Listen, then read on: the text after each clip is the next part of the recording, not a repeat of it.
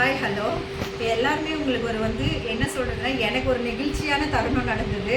அது உங்கள் எல்லாருக்கிட்டையுமே ஷேர் பண்ணிக்கணும்னு எனக்கு ரொம்ப ஆசையாக இருந்தது. இவங்க பேர் உண்ணாமலை, மிட்டப்பள்ளியிலேருந்து வராங்க. நம்மக்கிட்ட கண்ணுக்கு மேலே மறு இருக்கிறதுக்காக தான் எடுக்க வந்தாங்க. அப்புறம் அவங்க மனசுக்குள்ளே என்ன தோணுச்சுன்னு தெரில, என்னை ஒரு பொண்ணு மாதிரி நினச்சி அவங்களோட மனசு பாரம் எல்லாமே என்கிட்ட சொன்னாங்க. ஆல்ரெடி அவங்களுக்கு வயிற்றில் 2 ஆப்ரேஷன் பண்ணியிருக்காங்களாமா. அதெல்லாம் தாங்கி நிறைய பிரச்சனை, ஃபேமிலி பிரச்சனையெல்லாம் சொன்னாங்க, குழந்தை இல்லை அப்படி இப்படின்னு சொல்லிட்டு. அதுக்கப்புறமா நான் பேசி, யாரும் இல்லைன்னு நினைக்காதீங்க, உங்களுக்கு எப்போ மனசு கஷ்டமாக இருக்கோ கிளம்பி வாங்க, கொஞ்சம் நேரம் பேசுங்க, பெத்தாதான் பொண்ணு கிடையாது, நானும் உங்கள் பொண்ணு மாதிரி தான், உங்களுக்கு என்ன தோணுதோ அதை பேசுங்க, நம்ம கடைக்கு வாங்க, உங்களுக்கு எப்போல்லாம் கஷ்டம் இருக்கோ வாங்க, ஃபோன் பண்ணுங்க அப்படின்னு சொல்லி நம்பர்லாம் கொடுத்தேன். அதுக்கப்புறம் ஒரு 2-3 வாட்டி வந்தாங்க. 3வது வாட்டி ஆப்ரேஷன் 3rd ஆப்ரேஷன் ஏதோ ஆப்ரேஷன் பண்ணும்போது ப்ராப்ளம் ஆயிடுச்சு, மிஸ்டேக் பண்ணியிருக்காங்க.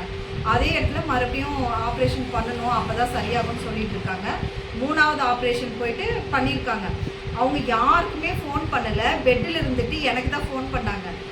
இந்த மாதிரி நான் ஆப்ரேஷன் பண்ண வந்துட்டேம்மா, நீ வேண்டிக்கோமா, நான் நல்லபடியாக வரணும்னு சொல்லிட்டு அப்படின்னாங்க. நீங்கள் எதுவும் கவலைப்படாதீங்க, ஆப்ரேஷன் முடிச்சுட்டு முதல்ல நீ என் கடைக்கு தான் வருவீங்க, என்னை பார்ப்பீங்க, எந்த கஷ்டமும் இல்லை, சந்தோஷமாக இருப்பீங்க, இதுவே உங்களோட கடைசி கஷ்டம், நீங்கள் நல்லபடியாக வருவீங்க அப்படின்னு தான் நான் சொன்னேன். அவங்களுக்கு நான் ஃபஸ்ட்டில் நிறைய மோட்டிவேஷன் பண்ணிகிட்டே இருப்பேன், பயப்படாதீங்க, யாரும் இல்லைன்னு நினைக்காதீங்க அப்படி இப்படின்னு சொல்லிட்டு. அது அவங்களுக்கு ரொம்ப பிடிச்சி போய் எப்போ வந்தாலுமே நம்ம கடைக்கு வருவாங்க. இப்போ அதே மாதிரி ஃபைனல் ஆப்ரேஷன் முடித்து நல்லபடியாக ஃபஸ்ட்டு நம்மளை பார்க்குறதுக்கு தான் வந்திருக்காங்கன்னும் போது எனக்கு அவ்வளோ சந்தோஷம். எனக்கு என்ன பிடிக்கும்னு தெரியலன்றதுக்காக இங்கே பாருங்கள், பழம் வாங்கிட்டு ஏதாவது வாங்கிட்டு பிடிக்காமல் போயிடுமோன்னு சொல்லிட்டு பழம் வாங்கிட்டு நம்ம தான் அவங்களுக்கு வாங்கி கொடுத்து அனுப்பணும், ஹெல்த்தை பார்த்துக்கோங்க, காசு வச்சு கொடுத்துருக்காங்க. உண்மையிலே ரொம்ப ரொம்ப சந்தோஷமாக இருக்குது. இந்த இடத்துல என்ன தெரிஞ்சுக்கணும்னா, காசு பண்ணுறது எப்போ வேணாலும் சம்பாதிக்கலாம், மனசுங்கிறது அவ்வளோ சீக்கிரம் யாருக்கும் கிடைக்காது.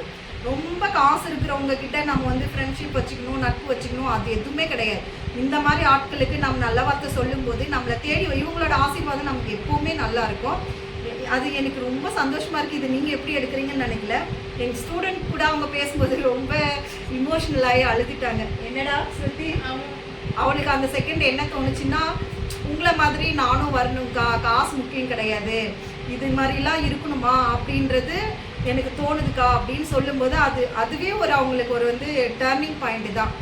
காசு மட்டுமே குறிக்கோளாக ஓடக்கூடாதுன்னு சொல்லி. நீங்கள் எதாவது சொல்கிறீங்களாம்மா? நான் குழந்தைலன்னு சொல்லிட்டு ரொம்ப மனசில் எந்த ஒரு கஷ்டத்தையும் எந்த உதவியும் தேடும் போது நம்மளுக்கு ஒரு பிள்ளைங்கனாக்க நம்மளை பைக்கில் வச்சுட்டு போவாங்க, வருவாங்க சொல்லிட்டு ரொம்ப வேதனைப்படுவோம். ஆனால் நம்ம கனிக்கிட்ட நான் கஸ்டமராக தான் வந்தேன். கனியும் நானும் ரொம்ப ஃப்ரெண்ட் ஆயிடுச்சு. நான் என் கனி என்னை அவங்க அம்மாவாக தான் ஏற்றுனுக்கிறாங்க, நான் பொண்ணாக ஏற்றுனுக்கிறான். எனக்கு ரொம்ப மகிழ்ச்சியாக இருக்குதுல்ல. கண்டிப்பாக அவங்க குழந்தை இல்லைன்னு சொல்லும் போதே அடுத்த செகண்ட் அப்படி சொல்லாதீங்க, இருக்கிறவங்க இல்லாதவங்களாம் பார்க்காதீங்க, நான் இருக்கேன், உங்களுக்கு எப்போ கஷ்டம் வந்தாலும் வாங்கன்னு சொன்னேன். இது மனசு இருக்கணும். நம்ம என்னதான் பேசினா கூட நம்மளுக்காக நான் ஒன்றுமே அவங்களுக்கு பண்ணலை, அவங்களாவது இப்போ எனக்கு 200 ரூபாய் வச்சு கொடுத்துருக்காங்க. பட் நான் அவங்களுக்கு ஒரு 50, நான் சர்வீஸ் பண்ணும்போது கூட காசு வாங்கிட்டு தான் பண்ணேன். அவங்களுக்கான சர்வீஸ் பண்ணும்போது கூட அதுக்கான அமௌண்ட் வாங்கிட்டு தான் பண்ணேன், நான் சும்மா பண்ணலை. பட் அவங்களோட மனசில் நான் ஏதோ ஒரு இடத்துல இருக்கும்போது இந்த மாதிரி கொடுத்து நம்மளை பார்க்கணுன்றது கண்டிப்பாக மனசு இருக்கணும். அது நம்ம நடந்துக்கிற விதத்தில் தான் இருக்குது. இதுலேருந்து நம்ம எல்லாருமே தெரிஞ்சுக்க வேண்டிய விஷயம் என்னென்னா, காசு பணம் முக்கியம் கிடையாது, தேவையும் தான். நம்மளோட தேவைக்கு இருந்தால் மட்டும் போதும். இந்த மாதிரி ஆத்மாக்கள் நம்ம அங்கங்கே நினச்சி நம்மளை ஆசீர்வாதம் பண்ணும்போது நம்ம கண்டிப்பாக இன்னும் மேலே மேலே போவோம். நான் இப்போ பிஸ்னஸில் சக்ஸஸ் ஆகுறேனோ இல்லையோ, இவங்கள மாதிரி மனசில் இருக்கிறது உண்மையிலேயே நான் ரொம்ப சக்ஸஸ் ஆனதான் நினைக்கிறேன். இப்போ அவங்களே என்னோட ஸ்டூடெண்ட்டுக்கிட்ட என்ன சொன்னாங்கன்னா, இவங்கெல்லாம் கற்றுக்குறாங்கம்மா அப்படின்னு. அப்படியா, கனி பேரை காப்பாற்றணும், நீங்கள் காசு பண்ண முக்கியம் கிடையாது, அவகிட்ட படிக்கிறேன்னா அவளோட பேரை காப்பாற்றணும் அப்படின்னு அவ்வளோ உரிமையாக சொல்கிறாங்க. அதெல்லாம் ரொம்ப சந்தோஷம். நம்ம லட்சக்கணக்கில் சம்பாதிக்கிறது சந்தோஷம் கிடையாது, இந்த மாதிரி சொற்பொழிவுகள் கேட்குறதெல்லாம் மிக மிக அரிது. அது எனக்கு கிடைச்சிருக்கு. இந்த அம்மா உண்ணாமலை அம்மா மாதிரி நிறைய அம்மாக்கள் நமக்கு சப்போர்ட் பண்ணிட்டு தான் இருக்காங்க. அது நம்மளை மேலே எடுத்து கொண்டு போகும்னு நினைக்கிறேன். தேங்க்யூ. இனிமேல் யாராவது ரொம்ப கஷ்டப்படுறாங்க, மனசு உடைஞ்சு பேசுகிறாங்கன்னா, நம்ம சொல்கிற ஆறுதலால் ஒன்றும் வர போகிறதில்ல.